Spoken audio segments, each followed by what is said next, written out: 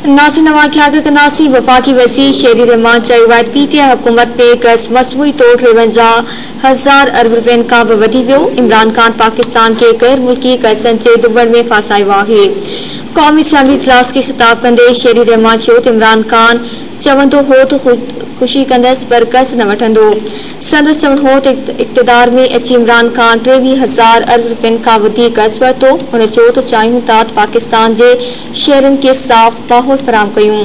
वफ़ाक़ी वज़ीर चयो त मामलियाती कंदलाण खे ख़त्म करण लाइ कदम खयां पिया वञनि। ख़बर आवाज़ से शेयर कई पिया। वफ़ाक़ी वज़ीर शेरी रहमान चयो पीटीआई हुकूमत में कर्ज मजमूई तौर 53,000 अरब रुपयनि खां बि वधी वियो। इमरान खान पाकिस्तान के गैर मुल्की कर्ज़नि जे दुबण में फासाए छॾियो। क़ौमी असम्बली जे इजलास खे ख़िताब कंदे शेरी रहमान चयो त इमरान खान चवंदो हो त ख़ुदकुशी कंदो पर कर्ज न वठंदो, पर हुन कर्ज वरितो।